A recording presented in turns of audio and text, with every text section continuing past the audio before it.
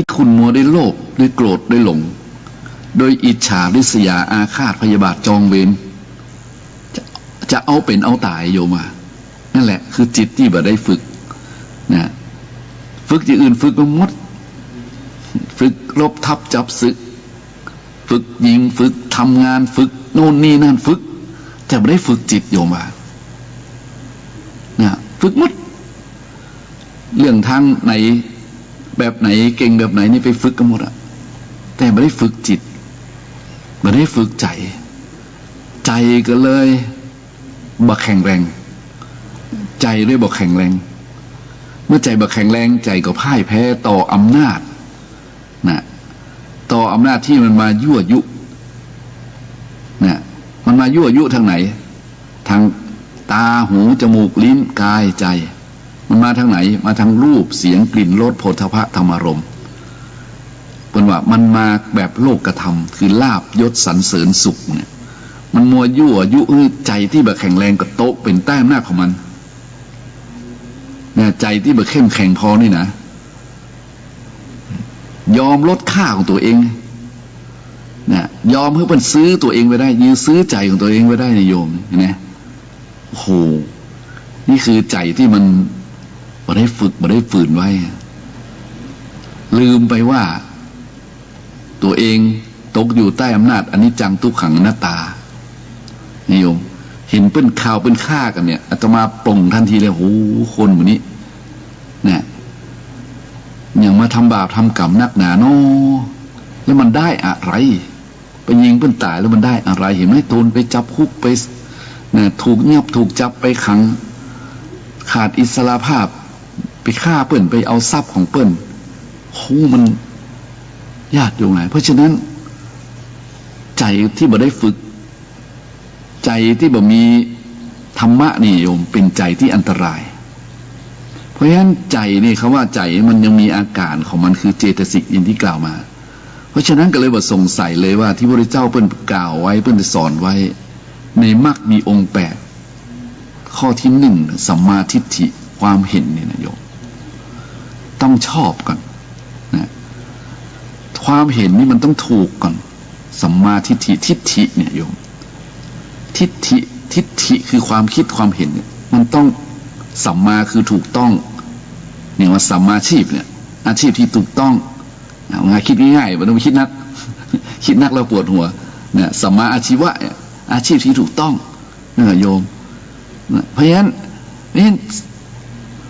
ตัวแรกเลยพระเจ้าบนไว้เหอะสัมมาทิฏฐิความเห็นที่ถูกต้องความเห็นที่ดีงามความเห็น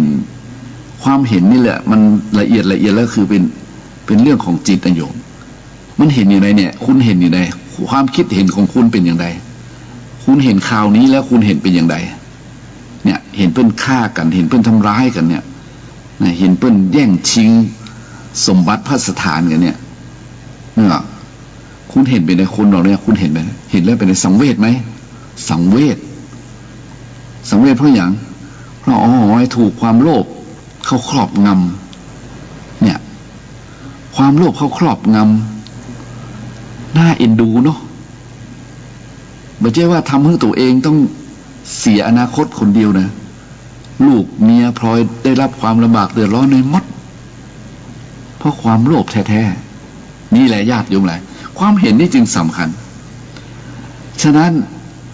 จะเป็นภัยธรรมชาติก็ดีภัยไวรัสเชื้อโรคร้ายก็ดีภัยที่เกิดจากคนก็ดีเนี่ยมันมารวมอยู่ที่ใจของคนเนี่ยโยมเห็นเฮาท่านทั้งหลายจะช่วยกันจะทำอย่างไรที่จะทำให้ใจของคนเหล่านี้นะได้พุทธได้โผล่ออกมานะจากความโลภความโกรธความหลงจากความยึดมั่นถือมั่นเฮาในฐานะเป็นพระสงฆ์องค์พระเจ้าในญาติโยมเฮียนพระธรรมมาพระพุทธเจ้าบรรสอนอะไรก็มาบอกมากล่าวอย่างมาบอกให้ญาติโยมทั้งหลายช่วยกันบอกช่วยกันกล่าวตักเตือนได้กับตักเตือนกันไปว่าจะไปโลภมากลาภมันจะหาย จะไปโลภมากลาภมันจะหายตายแล้วก็เอาไปตัวบ่ได้ต้องบอกเนี่ยจะไปโลภมากลาภจะหายตายแล้วก็เอาไปตัวบ่ได้โยมลองว่าเหรอจะไปโลภมากลาภจะหายตายแล้วก็เอาไปตัวบ่ได้ ที่โยมจะไม่โลภมากโลภมากลาภหายตายแล้วเอาตัวไปบ่ได้โยมว่าบ่อยๆโลภมากจะไปโลภมากโลภมากลาภหายตายแล้วเอาไปตัวบ่ได้นี่ก็โยมนี่ก็นี่คนบางคนมันลืมลืมไปเพราะฉะนั้นที่มันลืมไปเพราะมันบ่เชื่อไงหนึ่งบ่เชื่อบ่มีศรัทธาสองประมาทเป็นคนประมาทบ่มีศรัทธาบ่เชื่อเรื่องบาปบุญคุณโทษเรื่องกฎแห่งกรรมนะถ้าบ่เชื่อเรื่องบาปบุญคุณโทษบ่เชื่อเรื่องกฎแห่งกรรมแล้วมันจะไปเชื่อเรื่องโลกหน้าสวรรค์ได้มันก็โยมบ่เชื่อคนนี้บ่เชื่อเพราะฉะนั้นคนที่มันก่อกรรมทำเข็ญเนี่ยบอกว่าทางตรงหรือทางอ้อมบอกว่าในสภาหรือนอกสภาบอกว่าในที่รับที่แจ้งหรือที่ไหนก็แล้วแต่โยมนะถ้ามันทำเร็วระยำได้นี่ก็แสดงว่าเป็นคนบ่เชื่อบ่มีศรัทธานะเมื่อเป็นคนบ่มีศรัทธาบ่มีความเชื่อบ่เป็นคนเชื่อนะในสิ่งต่างๆที่เป็นหลักธรรมคำสอนก็ดีเป็นสุภาษิตก็ดีเป็นอย่างต่างๆที่ทำให้คนละบาปหาบุญได้เนี่ยบ่เชื่อสิ่งเหล่านี้เนี่ยก็เลยต้องก่อกรรมทำเวรเข็นฆ่าอาฆาตพยาบาทผลที่สุดมาโยมบาปกรรมมันมีจริงนะบาปกรรมมีจริงมันอาจจะบัทันเฮาในชาตินี้เฮาอาจจะบัทันหันในชาตินี้โยมแต่มันอาจจะมากับลูกกับหลานพุ่นลูกหลานก็จะเดี้ยงไปเรื่อยๆนะก็จะอ่อนกำลังกุศลไปเรื่อยๆโยมเพราะกุศลมันมีเนี่ยกุศลไม่ได้คุ้มครองครอบครัวลูกหลานนั้นแล้วเพราะฉะนั้นต้องมาบอกคือญาติโยมทั้งหลายช่วยกันบอกช่วยกันจ่าด้วยว่านะอย่าไปโลภมากนะถ้าโลภมากลาภหายตายแล้วก็ไปบ่ได้เพราะฉะนั้นจงมาสร้างกุศลเนี่ยในยุคนี้ที่ภัยมันเกิดขึ้นเนี่ยมันบอกให้สวดมนต์นักฮือปากันมันไหวพระสวดมนต์ทำจิตให้เป็นกุศลนะบอกกล่าวข่าวบุญบอกไปเถอะนะบอกกล่าวข่าวบุญบอกไปเถอะจะไปบอกกล่าวข่าวร้ายเนี่ยถ้าบอกกล่าวข่าวร้ายมันก็จะร้ายไปด้วยกันหมดแต่บ้านเฮาเมืองเฮามันบอกค่อยชอบบอกกล่าวข่าวบุญนะโยมนี่ก็หมายความว่าฟังธรรมบอกค่อยฟังเนี่ยไม่งั้นการที่คนเฮาบ่มีศรัทธานี่มาเป็นอันดับหนึ่งนะโยมก็เลยก่อกรรมทำชั่วก่อกรรมทำเวรเข็นฆ่าอาฆาตพยาบาทนะผลที่สุดมาก็โหเสียดายโยมอาตมาถึงบอกว่าการเกิดเป็นมนุษย์เนี่ยการเกิดเป็นคนเนี่ยเขาเชื่อพระพุทธเจ้าว่าพระพุทธเจ้าเพิ่นบอกว่ามันยากทำไมต้องเชื่อพระพุทธเจ้าเพราะว่าพระพุทธเจ้าเพิ่นเป็นสัพพัญญูเพิ่นบำเพ็ญมานานบ่ฮู้กี่อสงไขยนั่นแหละโยมยาวนานจนเฮานับบ่ได้หรอกนั้นสัพพัญญูเพิ่นนับได้เพิ่นหันชัดเจนเพิ่นจึงมาบอกเฮาเพราะฉะนั้นต้องมีศรัทธาก่อนเดี๋ยวตถาคตโพธิศรัทธาเชื่อมั่นในพระพุทธเจ้าก่อนถ้าบ่เชื่อมั่นในพระพุทธเจ้าแล้วก็จบละเนี่ยถ้าบ่เชื่อพระพุทธเจ้าก็จบถ้าบางคนบอกว่าพระพุทธเจ้ามีแต่ก็จบละอันบ่ต้องอธิบายเนี่ยบ่ต้องอธิบายเพราะว่าอย่างเพราะขนาดพระพุทธเจ้ามันเหมือนเชื่อเลยนะโยมมีประวัติศาสตร์ร่องรอยมากมายที่สืบสานตำนานจนถึง 2,563 ปีหลังพุทธปรินิพพานนะโยมเนี่ยถึงแม้ว่าแผ่นดินมันจะกลบแล้วกลบเล่าในพันปีเนี่ยสถานที่เปลี่ยนแปลงไปแต่ประกาศอนุรักษ์รักษาไว้นะสังเวชนียสถานทั้ง4ก็ยังมีปรากฏไงปรากฏให้เห็นอยู่ร่องรอยมีอยู่ประวัติศาสตร์สามารถบอกได้เลยเพราะฉะนั้นในฝ่ายอริยชนเนี่ยคนที่เพิ่นเจริญรุ่งเรืองจริงๆและฝ่ายสัมมาทิฏฐิเนี่ยโยมเพิ่นก็หันมาเคารพนอบน้อมกราบไหว้บูชาองค์พุทธะนะโยมองค์พระพุทธนะพุทธะคือว่าแปลว่าผู้รู้ผู้ตื่นผู้เบิกบานเนี่ยพุทธะถ้าอยู่ในใจคนเนี่ยโยมพุทธะถ้าอยู่ในใจคนเนี่ยต่อมาว่าคนนั้นมีใจแบบพุทธะเนี่ยคือรู้ตื่นเบิกบานนี่นะอย่างน้อยๆนะอย่างน้อยๆที่สุดก็จะเป็นคนเห็นแก่ตัวน้อยโยมจะ จะเป็นคนเห็นแก่คนอื่นมากกว่าตัวเห็นไหม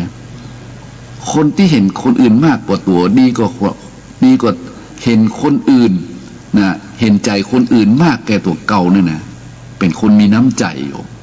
ว่าเห็นแก่สังคมนี่ไงโยม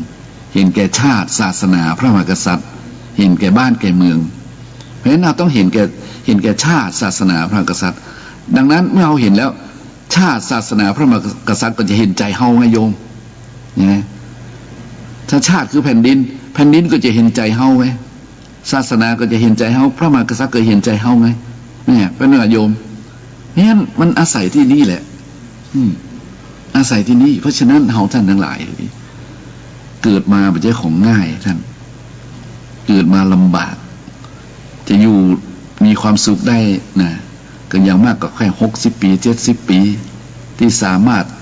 ริมรถอย่างได้อย่างสนุกสนานว่าน่ะนะตาหูจมูกลิ้นกายใจมันสดใสแข็งแรงอย่างนี้นะมันก็อยู่ดีกินล่ำอยู่มันก็โยมถ้ามันเกิน70-80เข้าไปแล้วมันก็โยมถึงสมบูรณ์พูนสุขเท่าไรทั้งปดทั้งปวงก็สามารถจะเสพจะอันนี้มันได้จะบริโภคมันได้มันก็โยมก็เหมือนกับเฮาเห็นในอย่างที่มันสามารถจะแตะต้องได้เหมือนกับเป็นว่าเศรษฐีถ้วยเศรษฐีจ้อนนั่นแหละโยมนะคือทำไมเพราะว่าเศรษฐีถ้วยเศรษฐีจ้อนเพราะว่าถ้วยจ้อนนั้นนะถ้วยจ้อนเป็นภาชนะใส่แกงนั่นก็โยมใส่ขนมแกงก็ดีขนมก็ดีอร่อยนะญาติโยมล้ำอยู่ในถ้วยนะแต่ช้อนกับถ้วยบ่ฮู้รสชาติว่ามันหวานเค็มเปรี้ยวมันอย่างไรถ้วยช้อนว่าสามารถจะลิ้มรสตรงนั้นได้คนที่รู้รสชาติได้คือคนที่มาบริโภคเพราะฉะนั้นเศรษฐีที่เป็นว่าเศรษฐีถ้วยเศรษฐีช้อนก็เช่นเดียวกันเนี่ยเศรษฐีถ้วยเศรษฐีช้อนก็คือมีแล้วนะมีแล้วบ่พอนะมีแล้วบ่พอก็คือเลยบ่ฮู้จักรสชาติมีแล้วบ่อิ่มบ่เต็มนะก็คือบ่ฮู้จักรสชาติบ่ฮู้จักรสชาติคำว่าปออิ่มนี่นะเพราะฉะนั้นพระบาทสมเด็จพระเจ้าอยู่หัวด้วยกันที่9จึงว่ารู้จักเพียงพอเศรษฐกิจพอเพียงเห็นไหมถ้าบ่พอเพียงนี่นะถ้าบ่พอเพียงบ่เพียงพอโยมนะมันอยากมันอยู่ในใจตลอดเวลานี่นะโอ้แต่มาว่าเนี่ยมันรสชาติของความปิติอ่ะความปิติคือความอิ่มเมื่อมันบ่อิ่มใจมันบ่อิ่มโยมมันพร่องอยู่เป็นนิดจริงที่เพิ่นว่าถูกเลยอ่ะที่พุทธเจ้าเพิ่นว่าเนี่ยสัตว์ทั้งหลายโลกคือหมู่สัตว์ทั้งหลายพร่องอยู่เป็นนิดเนี่ยพร่องอยู่เป็นนิดไม่รู้จักอิ่มนะไม่รู้จักอิ่มด้วยตัณหาแต่เลยโยมโอ้เฮาดูข่าวดูสื่อดูอย่างเฮาหันเลยคนที่เกิดมาในโลกนี้บางคนเพิ่นมีปิติเพิ่นรู้จักอิ่มรู้จักปอรู้จักมีความสุขนะควรในสิ่งที่ควรและก็อยู่อย่างสมควรพอควรพอดีพอเหมาะคนนี้เพิ่นมีความสุขหน้าตาเพิ่นสดใสจิตใจเพิ่นเบิกบานแต่บางคนนี่มีแต่ว่านะโยมนอนบ่ได้กินบ่ได้นอนบ่หลับกระสับกระส่ายนะนอนกับมือไก่หน้าผากทรัพย์สมบัติมันเยอะเกินไปเนี่ยจนบ่ได้บริโภคกันอย่างนี้เลยนะญาติโยมหลายทั้งวันทั้งวันตลอดอยู่นอกบ้านแปลงบ้านไว้อย่างดิบอย่างดีเศรษฐีหรอมีตึกโอ้ห้องแอร์อย่างเย็นฉ่ำสบายจ้างคนเฝ้าอยู่มาคนเฝ้าอยู่ในบ้านวันค่ำได้เงินเดือน9,000ได้เงินเดือน10,000กันนะโยมกินในห้างเซ็ตนอนในห้างเซ็ตนะสะดวกสบายหมดนะโยมสบายเจ้านายอยู่ไหนอะเจ้านายไปอยู่ตามท้องถนนเจ้านายตะเวนอยู่ทำที่ทำงานเนี่ยโยมว่า เศรษฐีถ้วยเศรษฐีจ้อนไม่ได้รับไม่ได้นอนกว่าได้เข้าบ้านได้ไม่ก็โยมมีไหมมีแบบมีแต่มาว่ามันน่าจะมีอยู่เนาะแบบนี้โยมแบบนี้นะเพราะฉะนั้นในคำสอนพุทธศาสนาให้รู้จักพอเพียงเนี่ยมันจะช่วยเราได้ญาติโยมหลายนะฉะนั้นภัยทั้งหลายที่เกิดขึ้นในโลกนี้นะบอกว่าภัยธรรมชาติก็ดีภัยไวรัสก็ดีภัยที่เกิดจากคน นะทั้งหลายทั้งปวงที่มันอย่างทั้งหลายเนี่ยก่อกรรมทำเวรก็ดีหรือบัติเหตุขึ้นมาก็ดีเนี่ยเพศภัยทั้งหลายมันมาอยู่ที่ใจคนทั้งเสียงทั้งปวงอยู่ถ้าใจไม่ได้ฝึกใจไม่ได้ฝืนไว้ใจไม่ได้ถูกควบคุมไว้พ่องนะมันก็จะทำอย่างที่โบราณว่านะตัวใจปากตามใจอยากความลำบากก็มีมากล้นเนี่ยไหมตัวใจปากตัวใจอยากความลำบากก็จะมีมากล้นเพราะฉะนั้นต้องฝึกฝนที่บังคับใจพ่องจะไปทำตามอำเภอใจตรงนั้นถ้าทำตามอำเภอใจแล้วมันยากที่จะขึ้นที่สูงได้เหมือนน้ำลงที่ต่ำนะโยมนะใจนี่ก็เหมือนกันนักจะคอยไหลลงไปนะไปติดต่ำๆเหมือนน้ำไหลลงไปที่ต่ำฉันใดเพิ่นบอกใจที่ไม่ได้ฝึกก็ฉันนั้นย่อมไหลไปตามอำนาจของกิเลสนิวรณ์ทั้งหลายมันชักชวนให้ดึงขึ้นไปฉะนั้นญาติโยมก็เลยมาบอกให้ญาติโยมว่าเราเห็นสภาพอย่างต่างๆแล้วเนี่ยคนทำบ่เจ้าบ่เต้าฟ้าทำคนลิขิตบ่เต้าฟ้าลิขิตคนลิขิตบ่เต้าฟ้าลิขิตฟ้าลิขิตบ่เต้ากรรมมาลิขิตกรรมมาลิขิตก็คือคนที่มันน่าจะเป็นไปเนาะคนโยมเนาะบางคนเห็นแล้วในโลกนี้มันน่าเลยมันน่าเลยแต่กรรมมันมีโยมทำไมต้องไปตรงนั้นนะทำไมต้องเป็นอย่างนั้นทำไมต้องโดนอย่างนั้นเนี่ยคือกรรมลิขิตนะมันน่าจะเป็นอย่างนั้นเลยนี่คือกรรมลิขิตงั้นแรงอะไรก็สู้แรงกรรมมาได้นะโยมแรงกรรมนิมนต์เลยนะครับท่านพระครูครับนิมนต์เลยนะครับถ้ามาแล้วนิมนต์เลยนะครับเพราะว่าอาตมาก็หมดเวลาแล้วโยมเนาะเดี๋ยวจะนิมนต์ท่านพระครูสิริอมราภิรักษ์มาอู้ต่อให้ญาติโยมทั้งหลายได้ฟังนะธรรมะก็มีหลายแบบญาติโยมนะเจ้าที่อาตมาอู้มานี้ก็อาจจะเป็นธรรมะผสมผสานเนาะเรียกว่าเป็นธรรมะที่สบายฟังง่ายๆก็ได้เนาะวันนี้ก็เลยมาบอกให้ญาติโยมทั้งหลายอยากจะปลอดภัยจากอันตรายทั้งหลายท่องไว้นะโยมเด้อพุทธังบังขวาธัมมังบังซ้ายสังฆังบังกายาอรหังบังเทสาอะหังพุทโธนะโมพุทธายะเนี่ยนั้นก็ท่านพระครูสิริอมราภิรัตน์มาแล้วนะวันนี้มาเปิดเพลงแล้วต่อเลยนะญาติโยมนิมนต์เลยนะครับเพราะท่านอาจารย์นี้เพิ่นจะเทศอู้จ้ากว่าธรรมะหน่อยเราเปิดได้เต็มที่เลยครับนิมนต์ต่อเลยนะครับเพราะว่าญาติโยมจะได้ต่อเนื่องเปลี่ยนอารมณ์เลยโยมเนี่ยเปลี่ยนอารมณ์จากธรรมะเรื่องวันนี้ผมมาอู้ถึงเรื่องคนลิขิตครับบ่เต้าฟ้าลิขิตฟ้าลิขิตบ่เต้ากรรมลิขิตครับคนธรรมดาฟ้านี่คือผู้มียศถาบรรดาศักดิ์เปรียบเทียบนะครับคนที่ธรรมดา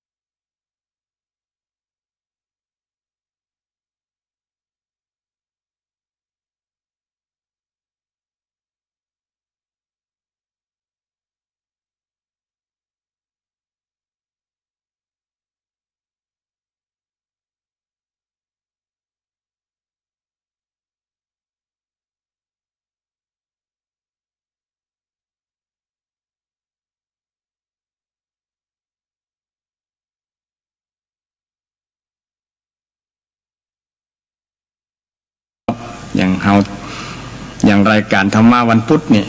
ธรรมะเพื่อสืบสานและเพิ่มแรงบันดาลใจรู้สึกว่าแป๊บเดียวก็มาละเนี่ยคล้ายๆว่าวันสองวันก็มาปะสถานละวันนี้ก็เช่นเดียวกัน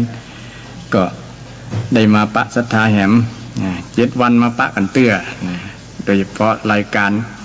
ธรรมะเพื่อสืบสานและเพิ่มแรงบันดาลใจวัดชัยสถานหรือว่าวัดป่าเสาน้อยซึ่งมีท่านอาจารย์พระครูประภัสชัยคุณได้เป็นเจ้าของรายการนำรายการนี้ฝากธรรมะญาติโยมเพื่อเป็นการ ตอบแทนศรัทธาญาติโยมที่ได้มีบุญคุณต่อพระศาสนาต่อวัดวาศาสนาซึ่งก็เป็นหน้าที่ของพระสงฆ์องค์เจ้าที่จะทำหน้าที่ก็คือเอานำธรรมะมาบอกกล่าวต่อศรัทธาญาติโยมหลังจากที่พระสงฆ์องค์เจ้าได้ไปศึกษาไป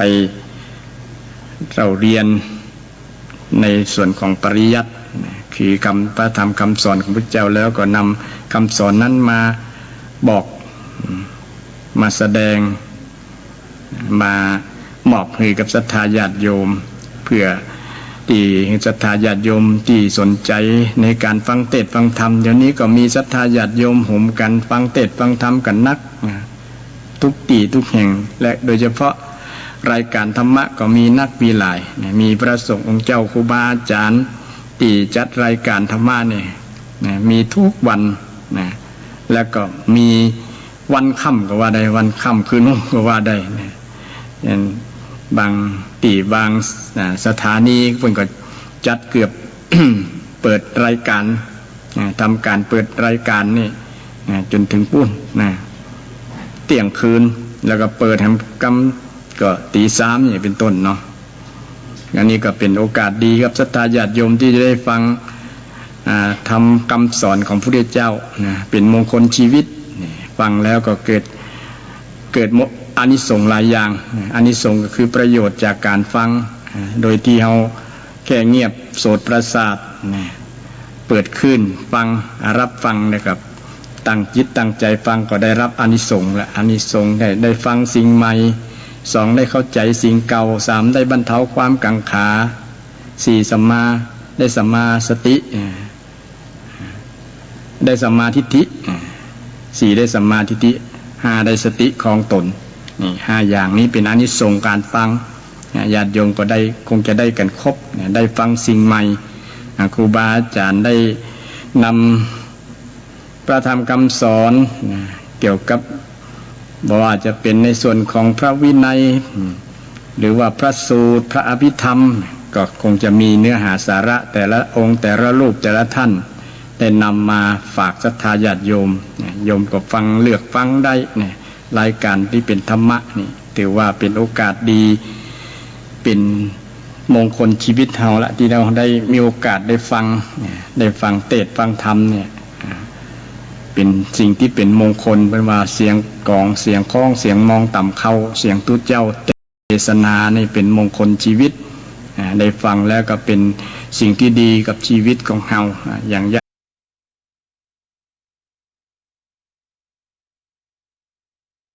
ผมฟังเทศน์ฟังธรรมเนี่ยก็ถือว่าอนุโมทนาเป็นสิ่งที่ดีงามละโมทนากับศรัทธาญาติโยมที่ตั้งจิตตั้งใจฟังในส่วนนี้ก็จะทำให้เป็นมงคลชีวิตกับศรัทธาญาติโยมพุทธิแล้วอาตมาภาพได้นำเรื่องตุ๊กวันนี้ก็จะนำเรื่องที่ตรงกันข้ามมากับศรัทธาญาติโยมก็คือเรื่องความสุขเรื่องความสุขพุทธิแล้วก็เรื่องความทุกข์ของคนมีอย่างพ่องโดยเฉพาะทุกข์ในอริยสัจสี่แล้วก็ทุกข์แบบที่บัณฑิตชาวล้านนาเพิ่นได้ ได้กันไว้ได้แต่งประพันธ์หรือว่าได้ รวบรวมความทุกข์ต่างๆมาเช่น ในทุกข์ในอริยสัจสี่ก็มีทุกข์เพราะชาติปิทุกขาการเกิดเป็นทุกข์อย่างนี้เป็นต้นนะชราปิทุกขาความแก่เป็นทุกข์มรณะปิทุกขังความตายเป็นทุกข์เนี่ยได้ไป พุทธิแล้วบางคนฟังไปแล้วอาจจะเพิ่มความทุกข์ไปในตัว เพราะตุเจ้าอย่างมาอู้เรื่องความทุกข์จริงพุทธศาสนาเนี่ยเป็นศาสนาแห่งจะว่าศาสนาแห่งความสุขก็ได้ศาสนาแห่งความทุกข์ก็ได้คืออู้เรื่องทั้งสองเรื่องแต่พุทธศาสนาจริงๆแล้วเป็นศาสนาแห่งความสุขนะญาติโยมนะสอนคนให้พ้นจากทุกข์แล้วมีวัตถุประสงค์จุดหมายเป้าหมายจริงๆก็คือมีความสุขนั่นเองแต่สุขในคนของแต่ละคนมีหลายระดับนะหลายระดับระดับของชาวบ้านศรัทธาญาติโยมระดับของบัณฑิตนะระดับของพระสงฆ์องค์เจ้าระดับของพระอริยบุคคลนี่มันมีความสุขต่างระดับกันนะต่างระดับกันพุทธเจ้าก็แจกแจงเป็นอย่างคือศรัทธาญาติโยมนะความสุขแปลว่าความสบายกายสบายใจเป็นว่าความสุขความสบายกายก็ได้แก่ร่างกายเขาบ่ปราศจากโรคต่างๆบ่มีโรคเบียดเบียนนี่ก็เป็นการสบายกายแล้วบ่เป็นโรคอันนั้นโรคอันนี้อย่างถึงวันนี้เป็นโรคไวรัสนะไข้หวัดใหญ่โควิดนี่ซึ่งพัฒนาการมาจากโคโรนาอย่างนี้เนาะไผ่บ่เป็นก็ถือว่าโชคดีนะอโรคยาปรมาราภาความบ่มีโรคเป็นลาภอันประเสริฐเนี่ยถือว่าเป็นลาภอันประเสริฐนะไผ่เกิดมาแล้วบ่เข้าโรงยาสักเตื้อเนี่ยนะถือว่าเป็นโชคอย่างยิ่งแล้วยิ่งกว่าถูกหวยรวยเบอร์แห่งญาติโยมถือว่าเป็นความภาคภูมิใจคนที่เกิดมาอายุ60 ปีขึ้นไปแล้วบอกเข้าห้องยาสักเตือนเนี่ยถือว่าโชคดีแหละญาติโยมนี่ก็เป็นความสุขทางกายเนาะบ่มีโรคมีภัยเบียดเบียนได้กินข้าวล้ำๆนะก็เป็นความสุขทางกายหรือว่าไปกินอาหารที่บ่ มีโทษถูกสุขลักษณะถูกโภชนาการบ่อะไรอย่างก็บ่เป็น แสลงบ่เป็นของแสลงกินแล้วบ่เป็นแสลงของโรคนะบางครั้งเขากินอาหารบางอย่างมันเป็นแสลงโรคแล้วโรคมีโรคประจำตัวบางอย่างเนี่ยมันก็ทำให้เป็นทุกข์ได้นะบ่สบายกายได้นะฉะนั้นความปราศจากโรคคือธาตุทั้ง4มันสมดุลกันธาตุดินน้ำไฟลมอยู่ในร่างกายของเราเนี่ยสมดุลกันนะมันปรับสมดุลไปด้วยดีบอกมีโรคมีภัยก็ถือว่าเป็นความสุขกายได้นอนรับอิ่มนี่ก็สบายกาย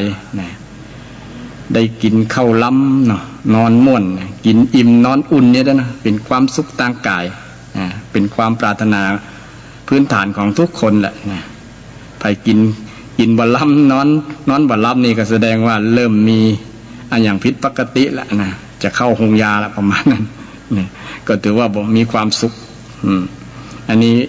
อธิบายความหมายของคำว่าความสุขทางกายศรัทธาญาติโยมความสุขทางใจนี่โดยเฉพาะทางพุทธศาสนาเนี่ยเน้นเรื่องความสุขทางใจจิตใจซึ่งมันเป็นความสุขที่สูงกว่าความสุขทางกายความสุขทางกายสบายใจบ่มีอย่างมากวนจิตกวนใจนะทำให้ใจมันขับแค้นใจมันทุกข์ทรมานใจมันหดหู่ใจมันเกิดความเครียดจิตใจมันว้าวุ่นสับสนอย่างต่างๆวิตกกังวลอย่างนี้นะเหล่านี้บ่มีอย่างสิ่งเหล่านี้มารบกวนจิตใจจิตใจก็ปลอดโปร่งโล่งเบานี่เป็นความสุขทางจิตทางใจจิตใจสงบร่มเย็นนี่ก็เป็นความสุขทางใจเกิดจากการประพฤติปฏิวัติเจริญสมาธิภาวนานี่เป็นความสุขทางจิตทางใจความปราศจากที่ความเศร้าหมองสิ่งที่เศร้าหมองอกุศลทั้งหลายบ่มารบกวนจิตใจนี่ก็เป็นความสุขทางจิตใจนี่ในทางพุทธศาสนาสอนเรื่องความสุขเน้นเรื่องความสุขทางจิตใจเพราะว่าความสุขทางจิตใจนี้สำคัญกว่าความสุขทางกายบางคนอาจจะเถียงในใจว่าใจว่า มันก็มีความสำคัญใกล้ๆเคียงกันระหว่างความสุขทางกายเช่นคนร่างกายแข็งแรงก็ถือว่าโชคดีแล้วแต่เมื่อมีโรคมีภัยเนี่ยก็ทำให้จิตใจ ปล่อยให้จิตใจมันเป็นทุกข์ไปตัวนะวิตกกังวลโอ้คิดนักคิดหลายว่าโอ้เป็นได้ถึงเป็นอันนี้เป็นอันนั้นยิ่งปัจจุบันเนี่ยเนาะโลกสปะโลกไงสปะโลกทำให้จิตใจมันพลอยบ่สบายไปตัวนี่มันโยงมาถึงเรื่องจิตใจแล้วถ้าร่างกายบ่สบายมันก็มีความเกี่ยวเนื่องกันระหว่างความสุขกายกับความสุขใจหรือว่าความทุกข์กายและความทุกข์ใจเนี่ยมันโยงใยกันแต่ว่ามันสามารถแยกกันได้แยกกันระหว่างความทุกข์ทางกายกับความสุขทางใจนะบางครั้งกายมันเป็นทุกข์นะคนเป็นโรคนะเป็นโรคมะเร็งใกล้จะตายแล้วก็ยังใจก็ยังสบายอยู่ยิ้มได้อยู่คือบ่เป็นทุกข์กับมันนะมันก็เป็นจังมันเตอะ กายนะส่วนจิตใจนี่เราสามารถมีความสุขได้หรอนะปู่จากับลูกกับหลานได้อย่างบ่สะทกสะท้านบ่วิตกกังวลกับโรคนะถึงแม้ตัวเก่าจะเป็นมะเร็งขั้นสุดท้ายแล้วก็ยังยิ้มได้อยู่นะบ่ทำให้ลูกหลานบ่สบายใจไปตัวอย่างประมาณนั้นบางคนโอ้เป็นทุกข์ยิ่งกว่าเมื่อร่างกายมันเกิดโรคเกิดภัยแล้วนะใจมันคอยสุดโทรมไปยิ่งกว่ากายนี่ก็แย่แหละเพราะว่าแสดงว่าใจมันย่ำแย่กว่าทำใจลำบากกว่าที่จะรับได้ประมาณนั้นทำใจบ่ได้ก็เลยเป็นทุกข์ใจเพิ่มไปแหมทวีคูณเพิ่มความทุกข์ไปแหมเพิ่มความทุกข์ไปนี่ก็เป็นเรื่องที่เราจะต้อง มาพิจารณาว่าความสุขความทุกข์ทางกายความสุขทางใจความทุกข์ทางกายความสุขทางใจนี่เป็นจะได้สามารถแยกกันได้ก็ได้ อูเบื้องต้นว่าวันนี้จะอูเรื่องความสุขก็เลยมานำพุทธพจน์หลายๆพุทธพจน์หรือว่าบาลีหลายๆคำที่เป็นคำสอนของพระพุทธเจ้าไว้มาเล่าศรัทธาญาติโยมฟังว่าความสุขนี่สามารถเกิดได้โดยที่เราบ่ต้องไปซื้อหาโดยเฉพาะทางความสุขทางใจเนี่ยในด้านพุทธศาสนาเนี่ยเราสามารถทำขึ้นมาเองสร้างขึ้นมาเองได้โดยตัวเชี่ยงสักบาทละนะหมดต้องลงทุนอย่างนักเลยนะก็จะมีอย่างพ่องก็จะได้นำมาเล่าศรัทธาญาติโยมฟังว่าความสุขนี้ความสุขนี่มันมีความสุขที่หลายๆระดับที่ได้บ้ามาเนี่ยแต่พอสรุปย่อว่าความสุขที่ต้องอิงอามิตรกับความสุขที่บ่อิงอามิตรนี่แยกเป็นสองก็ได้นะย่อแยกเป็นสองคือความสุขที่อิงอามิตรคือสุขที่ของว่าสามิตรสุขหรือว่าอามิตรสุขเนี่ยสุขที่อิงอามิตรหรือว่าอิงตัวช่วยความสุขที่จะต้องพึ่งตัวช่วยถ้าบ่มีตัวช่วยนี่จะบ่มีความสุขนี่เช่นความสุขเกิดจากการมีนี่ถ้าบ่มีเช่นมีสตางค์มีเงินเนี่ยถ้าบ่มีเงินเนี่ยโอ้ชีวิตนี้จะบ่มีความสุขเลยนี่อันนี้ต้องเปิ้งเงินใครได้มีเงินแล้วมีความสุขอย่างเศรษฐีคนหนึ่งไปถามพระพุทธเจ้าว่าความสุขในคฤหัสถ์มีอย่างพ้องประมาณนั้นชื่อว่าอนาถาบิณฑิกะเนี่ยพระพุทธเจ้าก็แสดงธรรมให้ว่าระดับความสุขของคฤหัสถ์เนี่ยมีความสุข4ประการ1ความสุขเกิดจากการมีทรัพย์ใครมีทรัพย์นี่ถือว่ามีความสุขแล้วนะทรัพย์สมบัติไร่นาทรัพย์ที่เป็นสังหาริมทรัพย์อสังหาริมทรัพย์ก็ตามมีสุขโมดนี่ก็เป็นเหตุทำให้คน มีความสุขศรัทธาบางผู้บางท่านมีครบแล้วนะก็ถือว่ามีความสุขละมีเงินฝากธนาคารมีบ้านหลังใหญ่ๆโตๆก็ถือว่ามีทรัพย์สินเงินทองก็ถือว่าเป็นเหตุเป็นตัวอามิตรเป็นว่าอามิตรวัตถุสิ่งของที่จะทำให้มีสุข มีเงินมีทองเป็นต้นนี่เหล่านี้ก็เป็นเหตุพุทธเจ้าก็ได้ปฏิเสธนะว่ามันไม่ใช่ความสุขเนี่ยแต่เป็นความสุขระดับของชาวบ้านนะเป็นของชาวบ้านเป็นของชาวบ้านญาติโยมทั้งหลายเนี่ยนะมีความสุขกันนานๆถึงวันนี้ก็หาเงินเพราะว่าเงินเนี่ยเป็นตัวที่จะทำให้ความสุขนี่แต่มันมีความสุขที่เหนือกว่านั้นจะได้เอาต่อไปมันระดับของ ผู้ละสูงขึ้นไปว่าเงินคือความสุขได้หมดก่อได้ได้100%ไหมประมาณนั้นอันนี้เป็นความสุขของชาวบ้านว่าความสุขเกิดจากการมีทรัพย์สินแล้วข้อต่อมาก็พุทธเจ้าก็บอกว่าข้อที่สองนี้ความสุขเกิดจากการใช้ทรัพย์สินใช้ทรัพย์สมบัติเนี่ยถ้ามีแล้วเนี่ยบ่ใจก็อาจจะเป็นทุกข์ก็ได้นะเช่นบางคนลักมายืมก็เช่นข่าวเวลามีไผถูกรางวัลถูกหวยรวยเบอร์เนาะญาติเยอะญาติก็จะมาขอเอาไปเอามาเลยเป็นทุกขลาภขึ้นมานะทุกขลาภคนนั้นก็จะมายืมนะปินบ่ฮือเลยก็เอ็นดูหรือว่าเป็น ปฏิเสธยากลำบากนะก็เลยปั่นให้คนนั้นคนนี้เอาไปเอามาเหลือน้อยเดียว ปั่นให้ลูกเงินล้านอย่างเป็นต้นนะเลยความสุขเกิดจากการมีแล้วก็ว่ามีนักก็เป็นเหตุทำให้คน คนมารบกวนนะมายืมมาขอเนี่ยตามคือเป็นทุกข์ใจกับคนที่เป็นเจ้าของแสดงความเป็นเจ้าของเงินเฮาเราเนี่ยจะถือว่าตามคือบุคคลที่เป็นเจ้าของทรัพย์นั่นนะมันก็เป็นทุกข์ไปโดยดังนั้นเปิดดึงพุทธเจ้าสอนว่าถ้ามีทรัพย์แล้วต้องจะจ่ายให้มันเป็นทรัพย์เป็นส่วนว่าแต่ละส่วนนั้นใจอย่างพ่องนะถ้าใจบ่จัดการมันก็จะบ่เกิดประโยชน์กับทรัพย์สินนั้นนะทรัพย์สินนั้นที่คนโบราณมันบอกว่าเอาไปอย่างก็เอาไปใจนี่เก่าใจนี่เก่าเขากู้ยู่ลงเหวเร็วฝังไว้นะใจนี่เก่าไปเลี้ยงป่อเลี้ยงแม่เลี้ยงป่อเลี้ยงแม่เอาใส่ปากงูเห่าเนาะ ใจนี่เก่าให้เขายืมให้เขากู้ยู่ลงเหวให้เขากู้ก็คือหมายเอาเลี้ยงลูกเลี้ยงหลานนะถือว่าเป็นลูกหลานถือว่าคนมากู้มายืม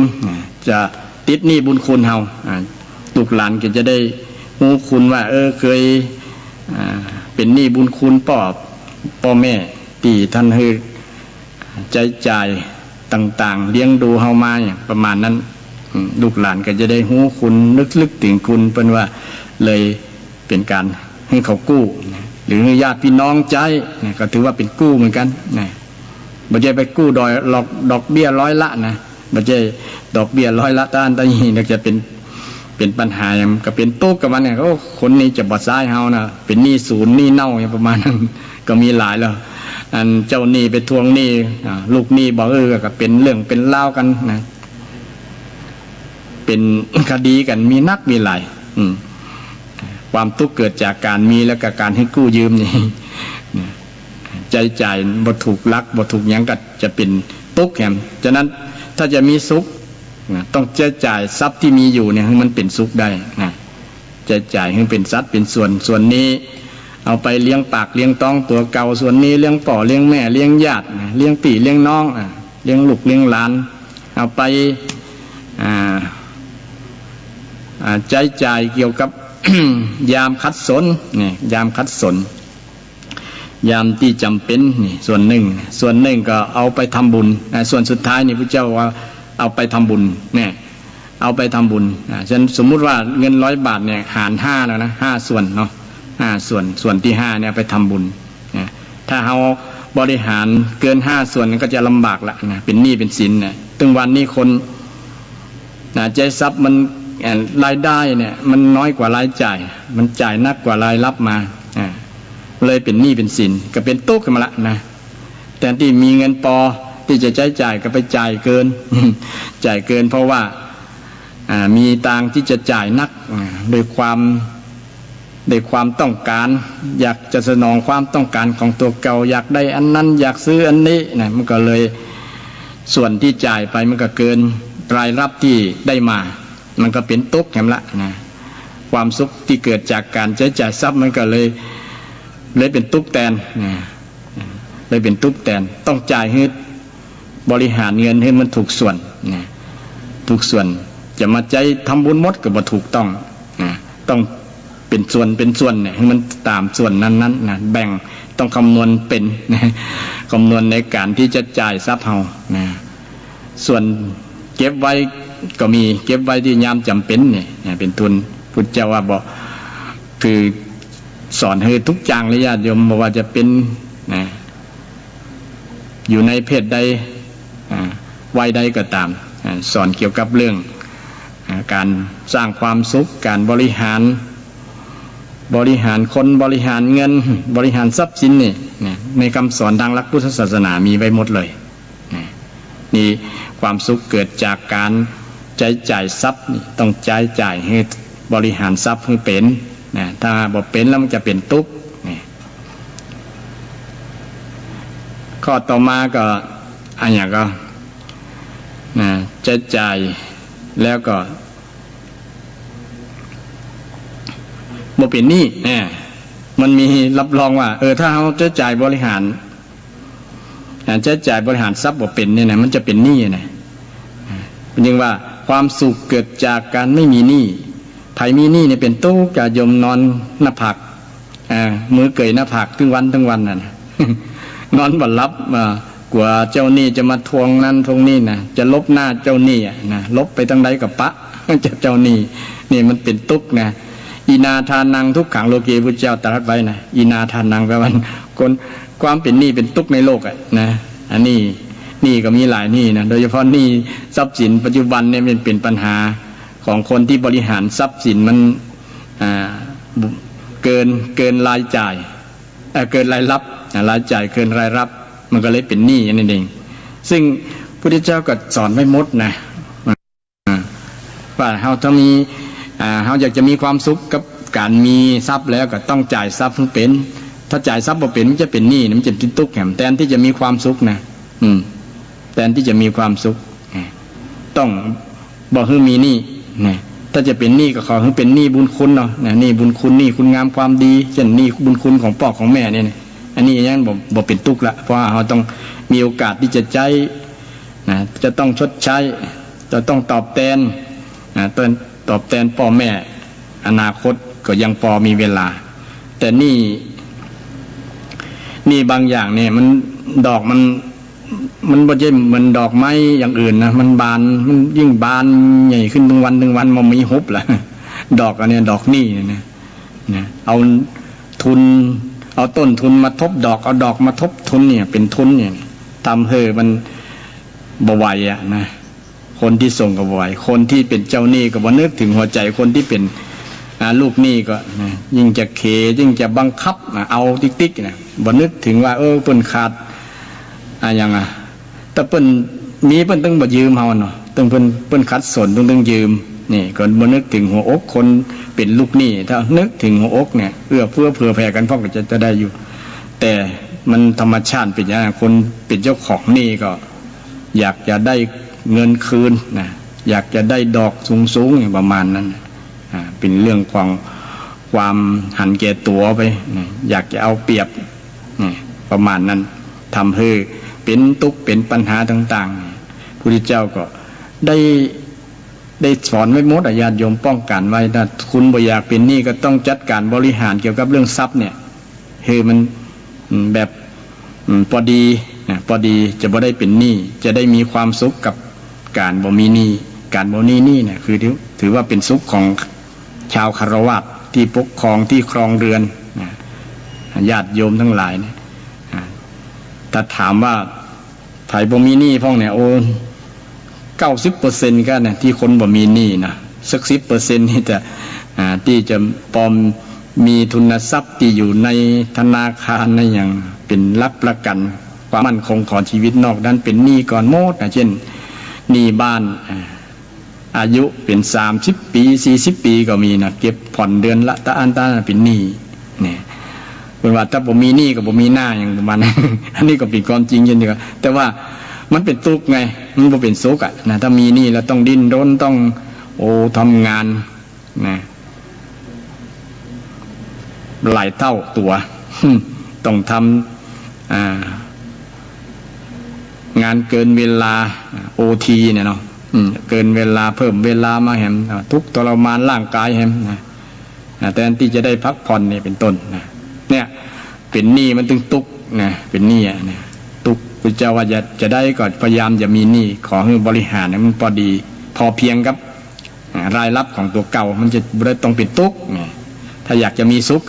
พระเจ้าได้สอนอนาถบิณฑิกาไว้ขนาดอนาถบิณฑิกาเป็นเศรษฐีนะเศรษฐีตั้งโฮงตาลญาติโยมโฮงตาลก็เลยสอนไว้ว่าถ้าโยมอนาถอยากจะมีความสุขอย่าเป็นหนี้นะประมาณนั้นนะแล้วต่อมาข้อสุดท้ายของคฤหัสถ์ญาติโยมสุขของคฤหัสถ์ญาติโยมนี่บอกว่าสุขเกิดจากการทำงานไม่มีโทษนี่ทำงานไม่มีโทษมีความหมายในยะอันหนึ่งก็หมายความว่าทำงานประกอบสัมมาชีพเนาะประการอันหนึ่งในยะอันหนึ่งก็คือทำงานการทำงานก็คือการกระทำการกระทำคือการกระทำพฤติกรรมทางกายวาจาและใจนี่ใครดำเนินชีวิตแบบบ่ทำให้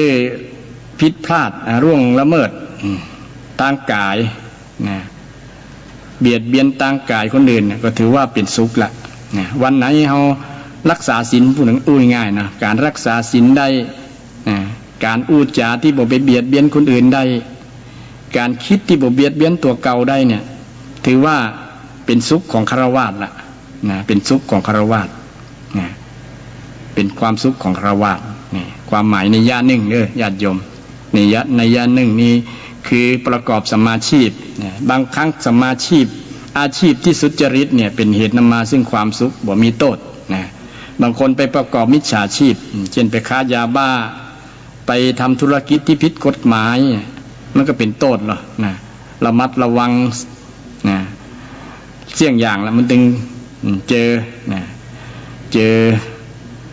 สิ่งที่แมนออกมาที่ทำให้การกระทำนั้นมันทำให้ผิดกฎหมายแล้วก็ในที่สุดก็ถูกยับไปขังคอกนะไปรับโทษประมาณนั้นและในยะหนึ่งในยะตื้นๆก็คือในยะที่เวลาเขาทำการทำงานที่มันเสี่ยงต่ออันตรายต่อสุขภาพเขาเนาะนะอาชีพบางอย่างหรือการกระทำบางอย่างนั้นมันเป็นโทษต่อร่างกายนะต่อสุขภาพกายเช่นเกิดอุบัติเหตุง่ายๆเช่นอย่างหมอที่อู่ฮั่นเนี่ยนะเพิ่นไปรักษาคนไข้แล้วเกิดได้รับโทษนะถึงแก่ชีวิตไปนะเพราะมันเสี่ยงนี่กับการทำงานที่เสี่ยงนี่ก็เป็นโทษนะก็เป็นความทุกข์อย่างละนะฆราวาสญาติโยมก็มีความเสี่ยงนะถ้าใครทำงานได้รับผลกระทบทางด้านร่างกายและด้านจิตใจก็ถือว่ามีความสุขแหละดำเนินชีวิตไปอย่างมีความสุขแหละเป็นสุขของฆราวาสนะแต่งานบางอย่างถึงแม้ว่าจะบ่มีโทษทางกายแต่บางคนคิดว่ามันเป็นอย่างบ่มีความสุขนะบ่มีความสุขกับการทำงานเนี่ยบ่มีความสุขกับการทำงานก็เลยเป็นทุกข์ใจเห็นละเป็นทุกข์ใจว่าจำเป็นต้องทำในสิ่งนั้นจำเป็นต้องทำด้วยความจำเป็นจำใจเนี่ยการทำงานก็ถือหาความสุขมาได้เพราะว่าทำไปสักว่าทำมาได้เจ้านายสั่งก็ทำเจ้านายเผลอก็ยั่ง อันนี้ก็ทำให้เป็นโทษต่อการทำงานกับบุคคลนั้นเช่นการขี้ค้านทำงานเป็นมอบให้ทำงานแล้วบ่สำเร็จอู่งานทำงานตกค้างทุจริตต่อหน้าที่อย่างพวกนั้นมันก็เป็นโทษต่อการทำงานงานนั่นก็เสียหายบ่สำเร็จงานไม่สำเร็จคนบอกก็บ่สำราญงานก็บ่สำเร็จพุ่นว่าคนที่ทำงานก็บ่สำราญคนที่เป็นเจ้านายก็บ่สำราญจิตใจบ่มีสุขใจก็พลอยให้เป็นปัญหาเอาไปมาก็ไล่ออกจากงานได้เพราะทำงานไม่เต็มใจทำให้งานเสียหายทำงานเสียหายเป็นผลเสียต่อส่วนรวมโดยต่องาน ที่ทำโดยเฉพาะงานบริษัทงานใหญ่ๆเอาไปถ่วงความเจริญเปิ้นก็ถือว่าเป็นการทำงานที่มีโทษต่อตัวเก่ายังบ่พอตัวต่อการงานคนอื่นตัวก็เป็นสิ่งที่จะทำให้มันเป็นผลพลอยที่จะเกิดให้ข้อต้นๆเนี่ยจะบ่มีเช่นเฮาขี้ค้านทำงานเนี่ยทรัพย์ก็จะบ่มีแหละความสุขเกิดจากการมีทรัพย์มีเงินมีทองก็จะบ่มีนะมันก็จะไปตัดรอนในความสุขข้อต้นๆว่าความสุขเกิดจากการมีทรัพย์เมื่อบ่มีทรัพย์มันก็บ่ได้จ่ายทรัพย์ก็ไปตุกทยอยกันมาเนี่ยโดยเฉพาะการทำงานนี้สำคัญเพราะว่าอยากมีเงินต้องทำงานจึงผ่านพบอยากเรียนจบต้องขยันหมั่นศึกษาอยากมีเงินก็ต้องหมั่นทำการทำงานอยากศรัทธาญาติโยมบางคนมันเป็นแม่ก้าแม่กายกับตื่นแต่เจ้าเนี่ยมันก็เป็นเหตุนำมาซึ่งทรัพย์มีทรัพย์มีเงินมีทองไผ่มันไผ่ขยันทำมาหากินมันก็มีทรัพย์เงินมีทองมาใช้จ่ายมาใช้จ่ายในส่วนนี้ก็เป็น ส่วนที่พระพุทธเจ้าได้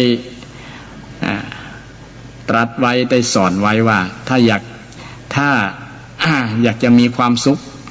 ในความชีวิตเป็นฆราวาสก็ต้องทำงานให้ดีบ่ทำงานให้มันเสียหายความสุขเกิดจากการทำงานที่ดีที่สำเร็จนั่นเองแต่บางคนไปเน้นตัวละที่ว่างานนี้เงินน้อยไว้บ่ทำอยากจะได้เงินนักๆเนี่ยมันก็เป็นผลกระทบต่องานนั้นที่บ่เต็มใจทำว่าการกระทำค่าแรงนั้นมันต่ำก็เลยบ่เต็มใจทำจริงๆถ้าเขาก็ดูผลงานเนาะถ้าผลงานเขาดีทำออกมาดีคุณภาพดีสิ่งอื่นๆมันก็ตัวมาเงินทองก็ตัวมาชื่อเสียงก็ตัวมาเขาจะว่าคนนั้นทำงานดีก็จะจ้างคนนั้นคนนี้ประกอบอาหารเอาเปรียบลูกค้าดีนะแม่ค้าคนนั้นขายของคุณภาพดีรสชาติดีอันอย่างอื่นมันก็ตัวมาเองแต่เราจะเอาเปรียบลูกค้าเนี่ยนะประกอบในเชิงประกอบอาชีพจะเป็นในทางทุจริตประมาณนั้นเนี่ยเอาเปรียบเปิ้นเอาหวังจะเอากำไรนักๆประมาณนั้นด้วยความละโมบโลภมากประมาณนั้นมันก็ยิ่งทำให้ผลที่เกิดขึ้นเราทำให้เป็นการฆ่าอาชีพตัวเก่าโดยทั้งอ้อมคนก็จะมาอุดหนุนสนับสนุนเพราะว่าเราจะเอาเปรียบเขานี่เป็นการทำงานที่มีโทษมีโทษต่อตัวเฮายังบ่พอตัวต่อส่วนรวมตัวนี่จะบ่มีความสุขละถ้าเราทำงานมีคนสนับสนุนมีลูกน้องสนับสนุนมีคนชมเชยยินดีนี่อย่างอื่นมันก็ตัวมาผลประโยชน์ต่างๆก็จะตัวมาหมดขอให้ตั้งใจทำดีทำงานดีผลออกมาก็ดีอย่างอื่นมันก็ตัวมาเองอันนี้ที่หันว่าพระพุทธเจ้าเนี่ยมองแสดงครบเขาบูรณาการโยงถึงกันได้หมดเลยระหว่างความสุขของฆราวาสเนี่ยความสุขที่เกิดจากการมีทรัพย์เนี่ยมันโยงมาถึงความสุขเกิดจากการ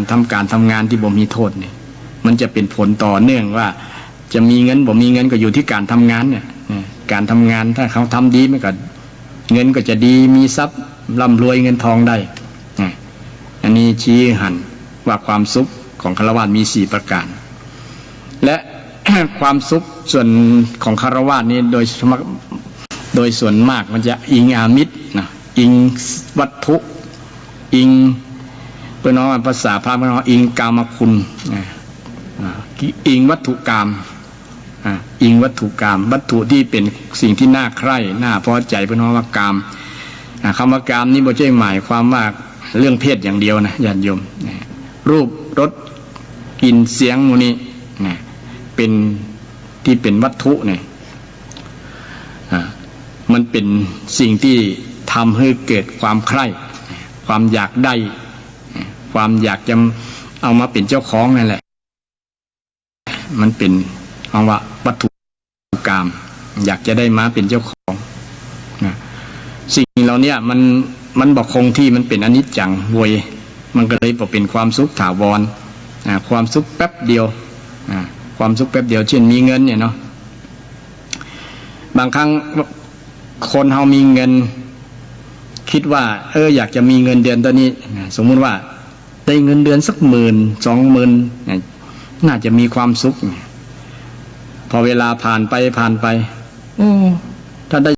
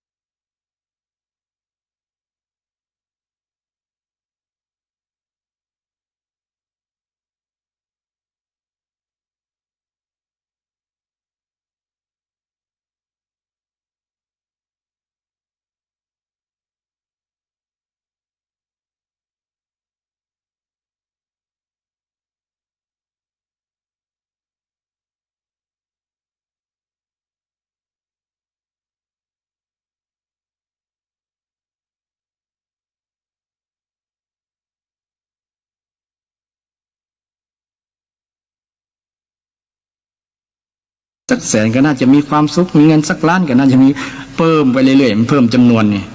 เพิ่มจำนวนก็เลยทำให้ความสุขนั้นมันเปลี่ยนแปลสภาพบ่อยนะแปลสภาพบ่อยมันต้องอิงอาศัยวัตถุเพิ่มขึ้นเรื่อยๆเพิ่มจำนวนขึ้นเรื่อยๆถ้าบ่เพิ่มมันก็จะบ่มีความสุขวัตถุต่างๆยิ่งเช่นปัจจุบันเนี่ยนะคนมีโทรศัพท์มือถือสักเครื่องจะมีความสุขมีทีวีดิจิตอลมีทีวีจอแบนอย่างต่างๆแต่ก่อนของมีทีวีก็มีความสุขแล้วนี่ต้องมีอันนั้นมีเนี่ยมันปรับมันอัปเกรดขึ้นไปเรื่อยๆเนี่ยความอยากของคนมันบ่พอแล้วมันไปเพิ่มขึ้นเพิ่มจำนวนขึ้นเรื่อยๆเพิ่มระดับขึ้นไปเรื่อยๆนะมันบ่มีที่สิ้นสุดล่ะนะบ่มีที่สิ้นสุดยิ่งปัจจุบันนี่นะเปิ้นจะอย่างห้องอย่างก็เปิ้นจะเปลี่ยนจากยุค4G เป็น 5G แล้วนะ 5G ต่อไปก็จะต้องใจใจเงินจะทองนักนะซื้ออุปกรณ์เครื่องโทรศัพท์เพิ่มจะมาอัปเกรดเกี่ยวกับ 5G นะต้องความสุขที่เกิดจากมี 4G จะเหลือน้อยละจะบ่มีแต่ยกเว้นคนที่มีจิตใจที่บ่ยึดติดในเรื่องวัตถุกรรมจะมีความสุขยกเว้นนั้นจะอู้เรื่องของความสุขที่ไม่อาศัยอามิตรนี่ไม่อาศัยอามิตรความสุขที่เกิดจากธรรมะล้วนๆนะจิตใจล้วนๆแต่ความสุขที่ว่าจีศรัทธาญาติโยมได้หันว่าความสุขที่เกิดจากอิงอามิตรความสุขเกิดจากตัวช่วยเนี่ยมันบ่คงที่มันมีความ เปลี่ยนแปลงมันเป็นความทุกข์แทนแทนที่จะมีความสุขเป็นความทุกข์แทนเลยอย่าโยมลองสังเกตบางคน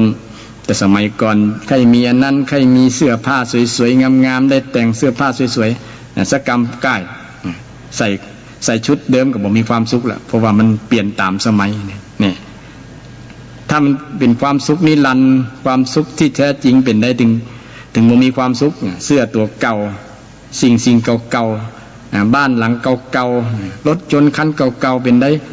แต่ก่อนว่ามีความสุขก็มีความสุขพอมีเนาะพอมีรถมีทรัพย์ของมีรถต้องอยู่กับปอละรถเครื่องกันนี่กับปอละนะมันมาใหม่เรื่อยๆมันเลยบ่สุขใครเพิ่มจำนวนเพิ่มอย่างอัปเกรดขึ้นไปเรื่อยๆอัปเกรดความต้องการความต้องการของกิเลสของความอยากขึ้นไปเรื่อยๆมันก็เลยแทนที่ความสุขก็คงที่ในที่เดิมแต่มันเปลี่ยนไปทำให้เป็นความทุกข์แทนความทุกข์แทนเนี่ยนิรามิสุขอามิสุขหรือว่าสามิสุขสุขที่พึ่งตัวช่วย พึ่งเรื่องเงินเรื่องทองถ้าบ่มีเงินกับจะบ่มีความสุขถ้าจะบ่มีสิ่งของถ้าบ่มีบ้านบ่มีบ้านหลังโตๆก็จะบ่มีความสุขบ่มีรถกันงามๆก็จะบ่มีความสุขจะเปิ่งถ้าได้มาแล้วมันก็อ่านละประมาณนั้นนะมันก็เปลี่ยนนะตามกาลเวลาแต่ที่ความสุขอันที่เ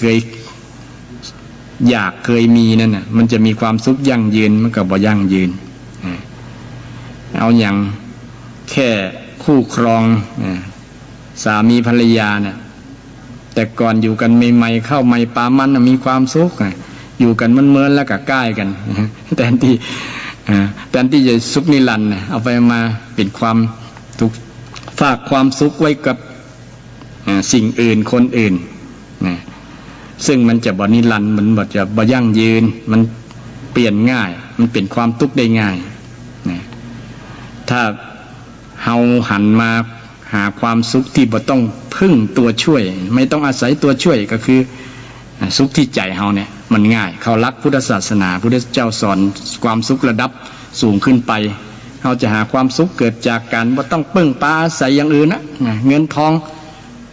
มันก็จริงอยู่มันเป็นตัวที่อำนวยความสะดวกสบายนะเฮาใครไปไหนก็ที่ขึ้นรถขึ้นลามีรถมีลาก็สะดวกสบายก็เป็นตัวช่วยที่ทำให้ความสุขสบายทางกายแต่สบายทางใจนี่มันยากนะเงินจะซื้อได้เนี่ยญาติโยมยากนะยากนะบางอย่างที่ว่านะมันเวลาเปลี่ยนไปเนี่ยจำนวนมูลค่า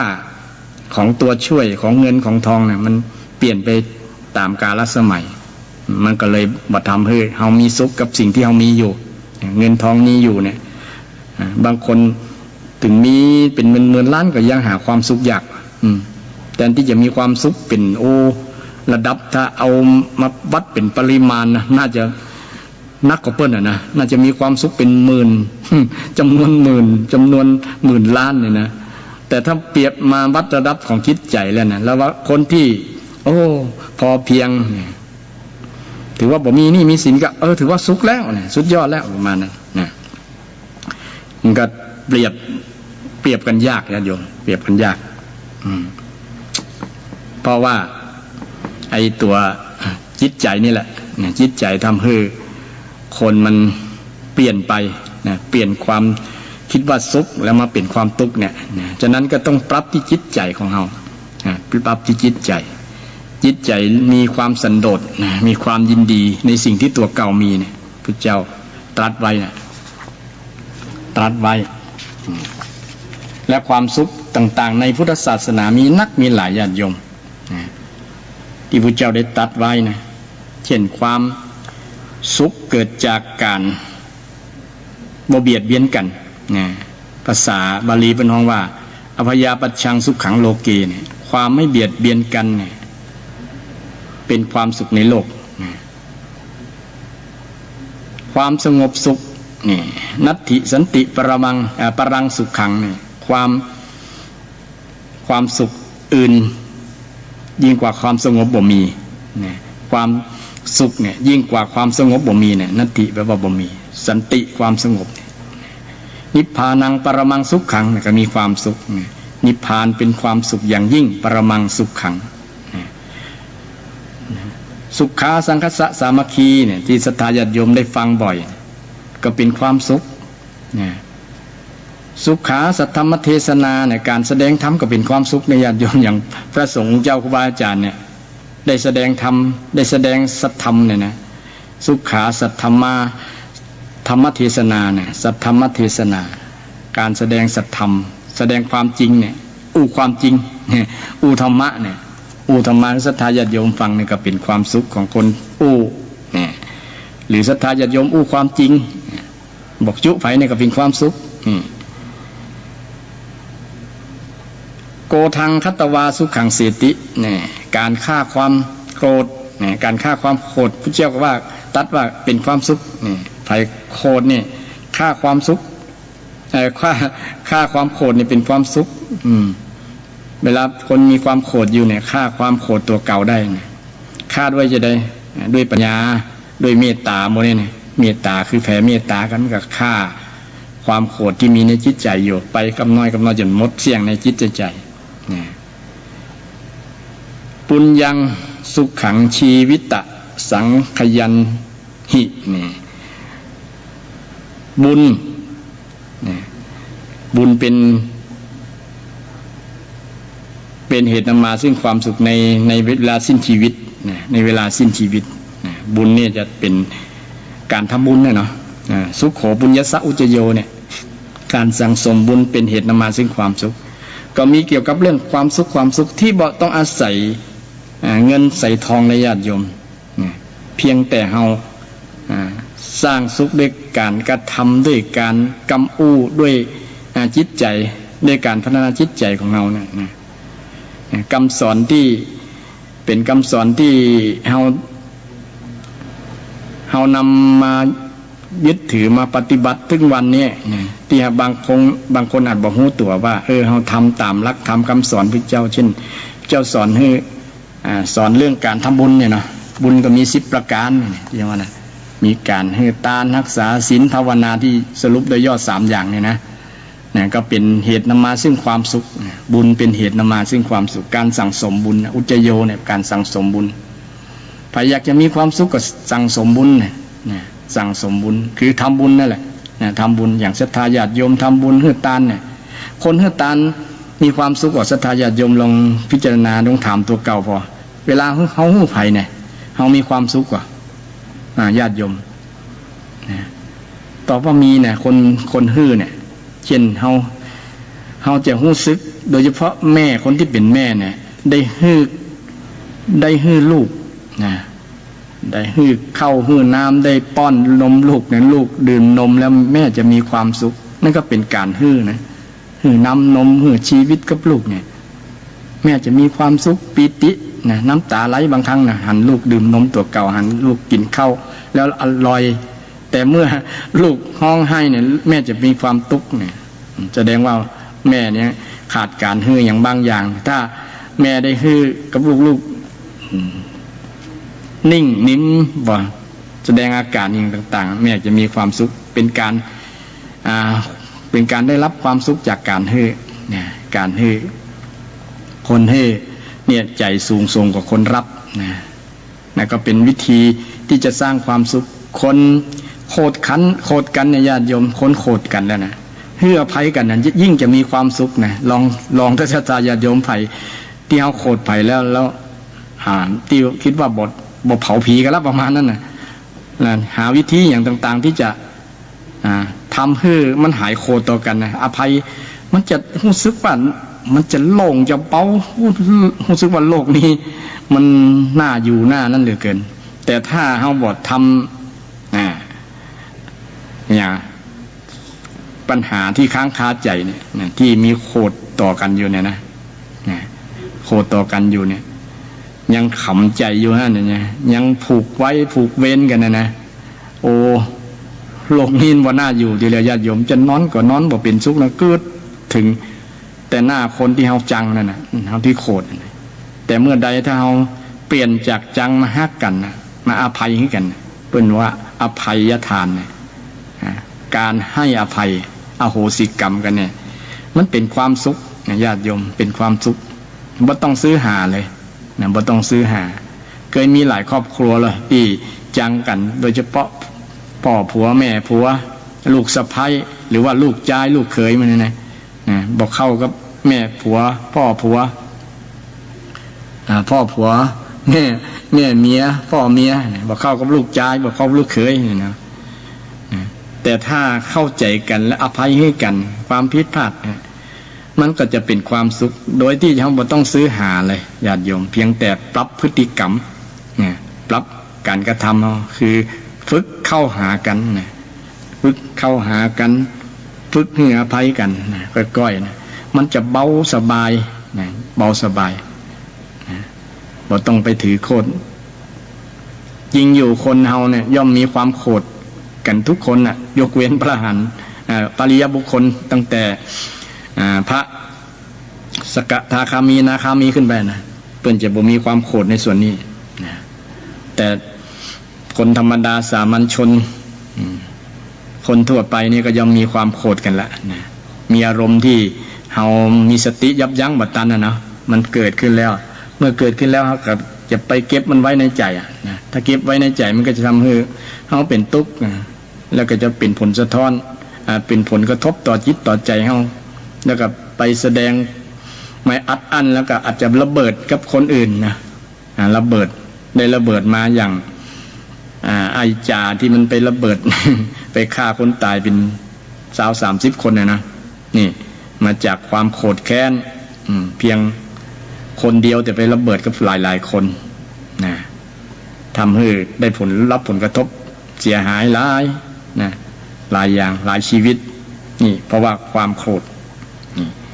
การที่จะสร้างความสุขเนี่ยเพียงแผ่เมตตา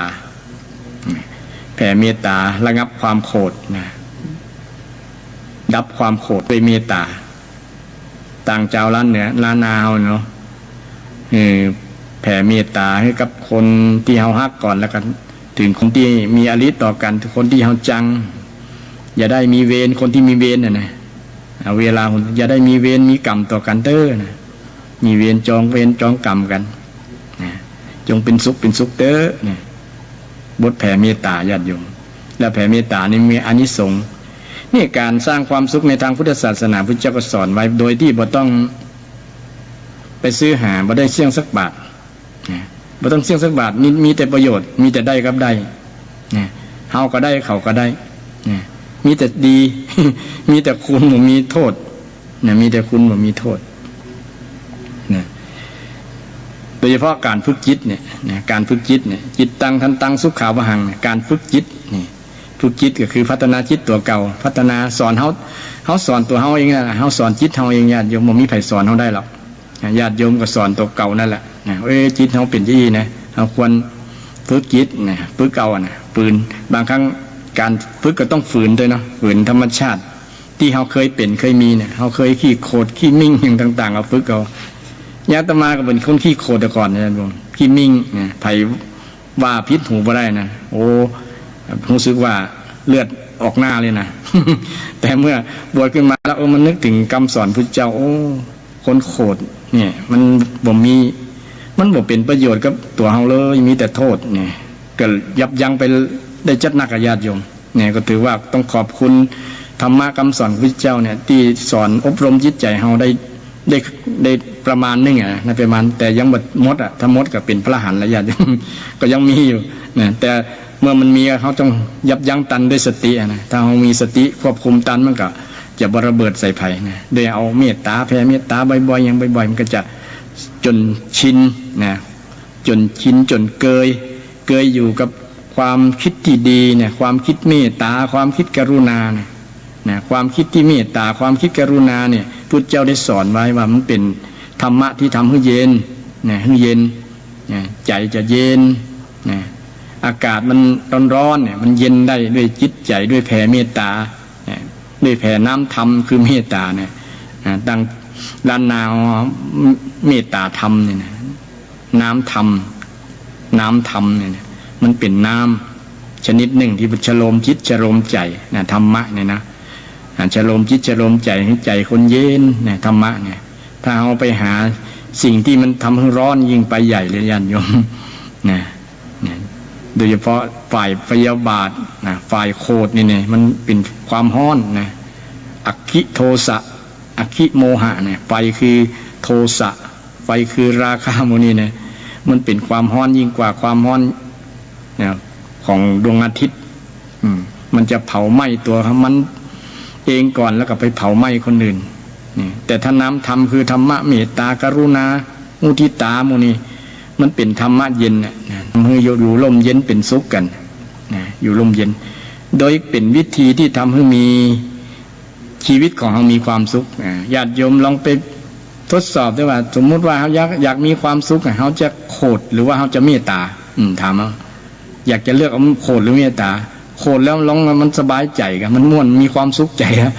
นะหรือว่าสะใจตัวน่าจะสะใจนะแต่สะใจมันตุกไงมันกืดอยู่ฮะนะจะเอาจะได้ตอบแทนมันจะว่าตอบจะโต้ตอบเนี่ยยิ่งการโต้ตอบนั้นบ่มีที่สิ้นสุดมันก็ โดยได้รับการโต้ตอบมาเนี่ยมันบ่มีสิ้นปัญหานะมันมีแต่ทุกข์มีแต่ความวุ่นวายนะทำให้คนอื่นวุ่นวายไปตัวเนี่ยทุกข์ใจไปตัวนะแต่ถ้ามีเมตตาเนี่ยเมตตาเนี่ยอย่างครูบาอาจารย์พระสงฆ์องค์เจ้าครูบาอาจารย์บางรูปบางตนเพิ่นตนเมตตาญาติโยมเข้าไปใกล้เข้าไปอู้จาแล้วนะมีแต่ความม่วนอกม่วนใจเย็นใจสบายใจนี่คนมีเมตตาสูงแม้แต่สัตว์เลี้ยงนะหมูหมากาไก่ก็อยากจะอยู่ตัวเนี่ยลองสังเกตเนี่ยครูบาอาจารย์นะตุเจ้าพระสงฆ์บางรูปบางตนเนี่ยเนาะเพิ่นเมตตานักนะสัตว์เลี้ยงสัตว์หยังก็อยู่ตัวม่วนนะแล้วก็เชื่อฟังค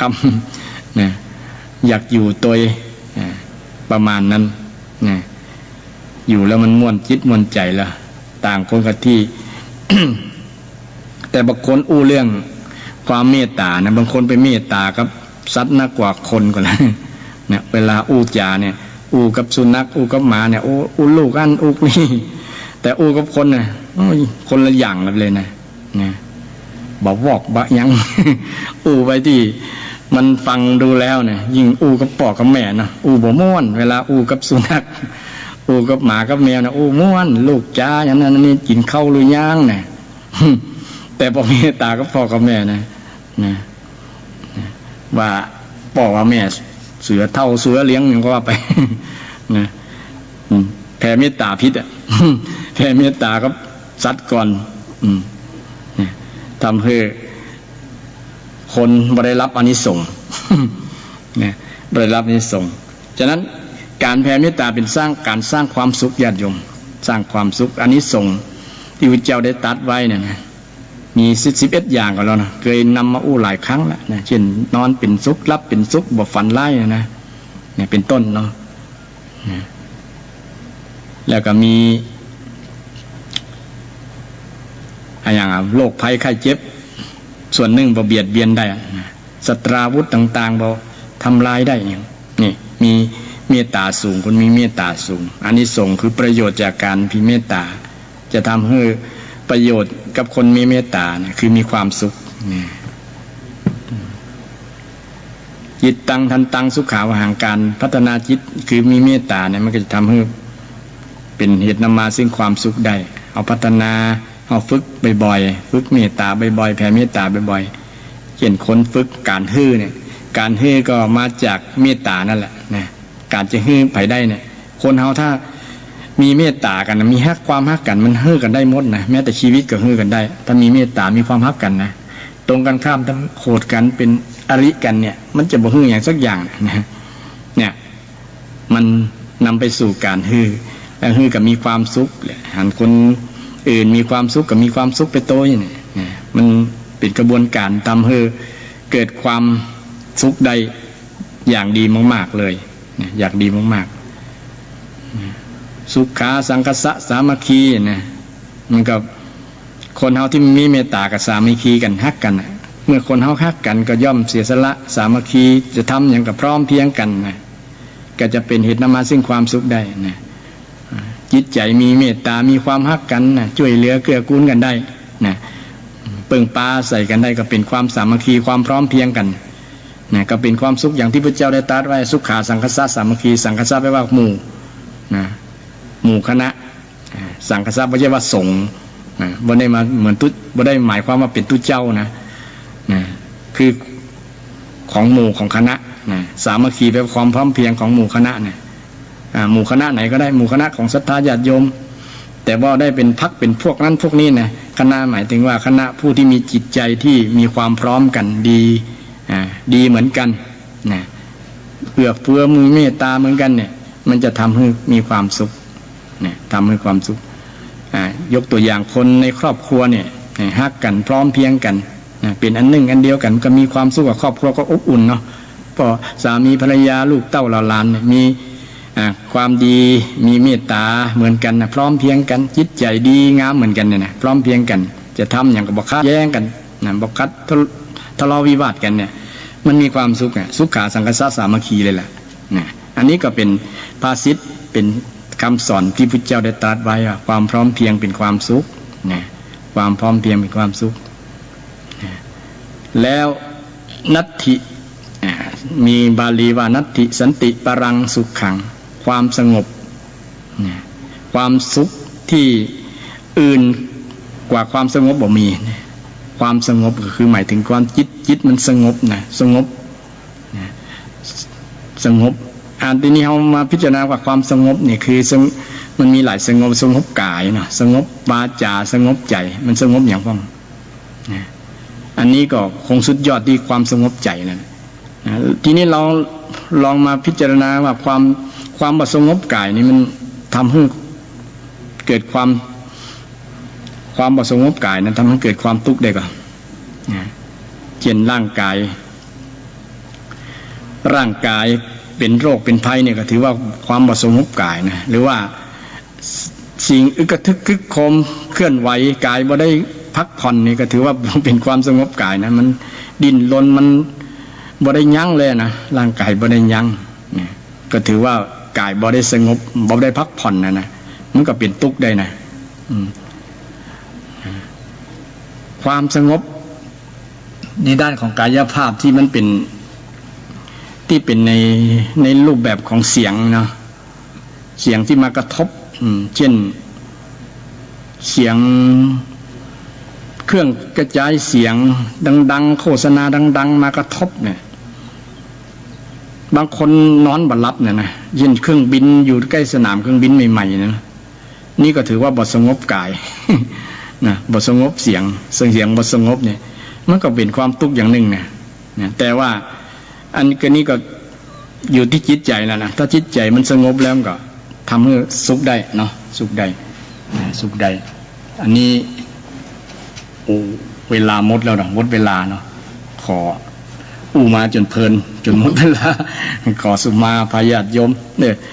ยก็วันหน้ามาต่อวันนี้ขอนำรายการไปก่อนวันนี้บัตรมาแถมครับจะมานอนแฮมกินแกงบดฟักครับผม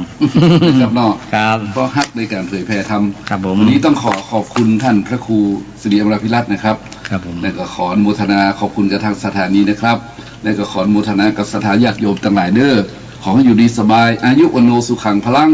ครับเจริญพรสาธุ